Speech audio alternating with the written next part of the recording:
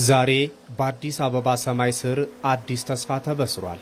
የቀለም አባትና እናቶች የትውልድ ቀራጺ መሐንዲሶች የሆኑት መምህራን ለዓመታት ሲናፍቁት የነበረው የመኖሪያ ቤት ግንባታ በዛሬው ዕለት በከተማዋ በተለያዩ ሳይቶች በይፋ ተጀምሯል።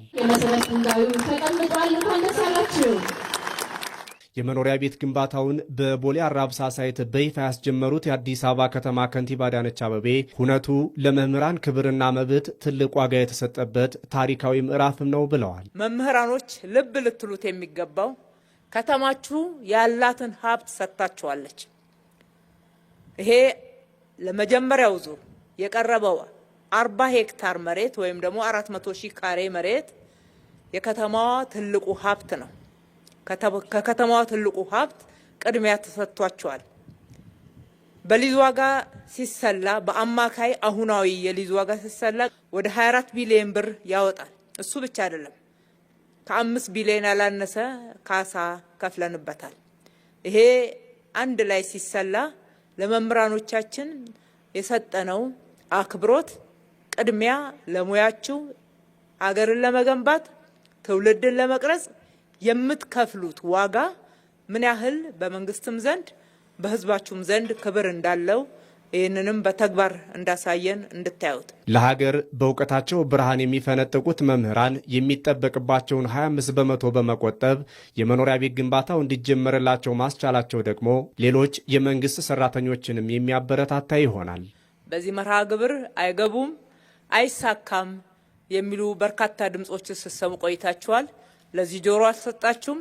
የራሳችሁን ጥረት ጨምራችሁ የቀረበላችሁን አማራጭና እድል ባለማባከናችሁ በጣም ደስ ብሎኛል። የመምህራኖቹ መሳካት ቀጥሎ ተሰልፈው ያሉ በርካታ የመንግስት ሰራተኞች አሉ። የጤና ባለሙያዎች፣ ሌሎችም የመንግስት ሰራተኞች በዚህ ዘርፍ በመደራጀት ሂደት ላይ ነው ያሉት እና መምህራኖች ፋና ወጊዎች ናቸው። የከተማ አስተዳደሩ በ57 ማህበራት ለተደራጁ 6194 መምህራን 40 ሄክታር መሬት በነፃ ያቀረበበት የመኖሪያ ቤት ግንባታ በአጭር ጊዜ እንዲጠናቀቅ ክትትል የሚደረግበትም ነው።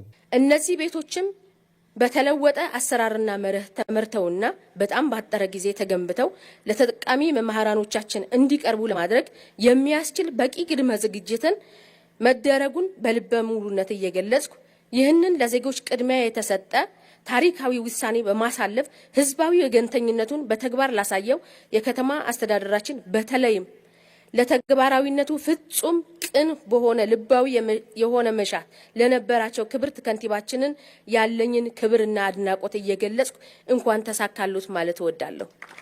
በተደራጁበት ማህበር አማካኝነት 3.8 ቢሊዮን ብር በላይ መቆጠብ ለቻሉት የእውቀት አርበኞች የመኖሪያ ቤት ተጠቃሚ መሆናቸው ደግሞ የትውልድ ቀረጻ ስራቸውን በትልቅ ትጋት እንዲከውኑ ያደርጋቸዋል። ይህ የቤት ግንባታ መርሃ ግብር መምህራንን የመኖሪያ ቤት ባለቤት ከማድረግ ባሻገር ለዘመናት ለመምህራን የቤት ጥያቄ መልስ የሚሰጥና ለቀጣይ ትውልድ መቅረጽ በሀገር ግንባታ ከፍተኛ አስተዋጽኦ በሚያበረክቱት መምህራን የተረጋጋ ህይወት እንዲመሩ የተሰጣቸውን ትልቅ ዋስትና በአገልግሎታቸው ትሩፋት ለሚያፈሩ ቋሚ ሀብት ማሳያ ጭምር ነው። በመጀመሪያ ደረጃ ፋና ወጊ ሆነው የመኖሪያ ቤት ተጠቃሚ ለመሆን ግንባታው የተጀመረላቸው መምህራንም በደስታ ውስጥ ሆነው ተስፋቸውን አለምልመዋል። እንደ ከተማ አስተዳደር ለመምህራን ልዩ ትኩረት ተሰጥቶ በዚህ ደረጃ ላይ በአጭር ጊዜ ምላሽ ማግኘቱ በጣም ደስ ብሎናል። ይሄ ደግሞ ያበረታታል። በስራችንም ላይ ልዩ የሆነ መነሳሳትን ይፈጥራል። በጣም ለረጅም ጊዜ ስጠብቀው የነበረ ነገር ነው። እንደምታውቀው አዲስ አበባ ላይ የቤት ባለቤት መሆንና ቤት ማግኘት በተለይ ደግሞ በየዕለቱ እያበበች እየተለወጠች በምትሄድ ከተማ ባለቤት መሆን ትልቅ መታደል ነው። በጣም የብዙ ዘመን ምኞቴ ነበረ። ያው ቤት የለኝም እኔም ደስተኛ ነኝ። በቃላት የሚገለጽ አይደለም የተሰማኝ ደስታ። መምህራን በስራቸው ላይ ሙሉ ትኩረት እንዲያደርጉና በንቃት አስተምረው የነገዋን ኢትዮጵያ በጽኑ መሰረት ላይ እንዲገነቡ እንዲህ አይነት የልማት ተጠቃሚነት ትልቅ ስንቅ ይሆናቸዋል።